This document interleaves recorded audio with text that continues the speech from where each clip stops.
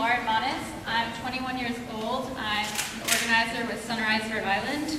I'm feeling a little bit confused here as the panel is about a search for solutions, and a solution, which is a Green New Deal, has not been discussed. It is the only solution at the scale and scope of the problem that is on the table right now, and we need to be addressing climate change and environmental racism and our broken economy right now through a Green New Deal at the federal level, and we need to make sure that Rhode Island is prepared to implement a Green New Deal as soon as possible. So we need to revitalize and mobilize at a World War II scale mobilization every sector of our economy. We need to make sure that working class people, people of color, young people who are left out of our economy are at the center of creating this policy and implementing this policy. And we need to make sure that every person who wants a job deserves to have a job that's included in creating a Green New Deal that transitions our economy and society off of fossil fuels immediately.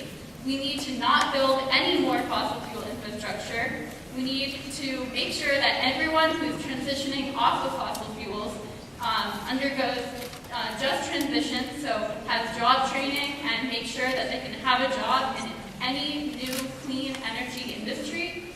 And I think that we are here at this panel talking about a search for solutions, and there's a solution on the table right now.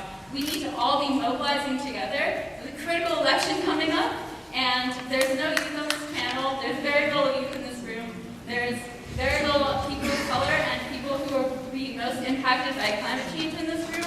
So I just want to put it out there that there's a solution on the table. It's the Green New Deal, and we all need to be talking about it and working hard to engage our communities, engage our voters. Young people are the largest voting bloc in this country, and we know that our politicians who are bought out by fossil fuel executives are going to refuse to take the action on climate and jobs and justice that we need. And so we can't keep talking about the search for solutions while we're not talking about who's responsible for this devastating climate change, and that's fossil fuel executives who are buying out our politicians, who then put people on committees. Do you have a question? My question is, why are we not talking about the Green New Deal and how to move to fixing our broken economy, centering people of color, young people, working class people at the center of these solutions, and moving right now to address climate change and injustice at the scale and scope of the crisis? Thank you.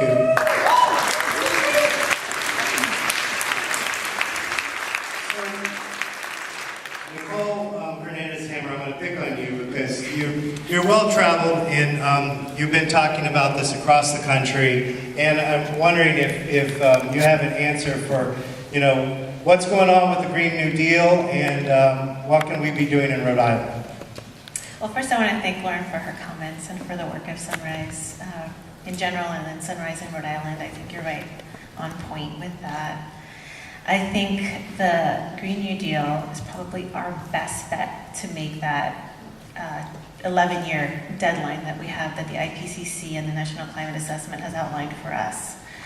I think a lot of folks criticize it because it is not a complete package with a complete soup to nuts set of solutions. I don't think that's what it's intended to be. I think the original New Deal was not presented that way either.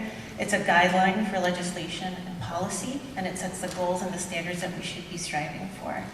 And I think that we can bring that to the state and move in that direction. I also really like the point that Lauren made about the demographics of the room compared to the reality of what the future looks like.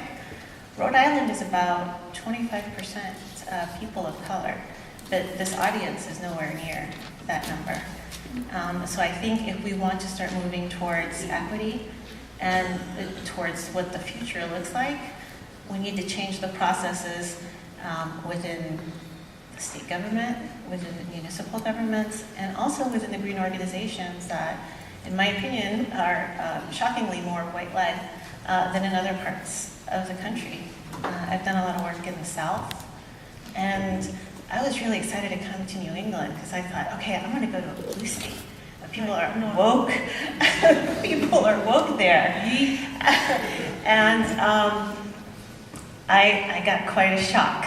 It was a lot less diverse in academia, which is where I came from. I've met with folks at universities here, and they're pretty much all white. In government, as I mentioned, and in green organizations. And it's really, really disappointing. And I think it's going to get in the way of getting to the goals of equity and true climate resilience.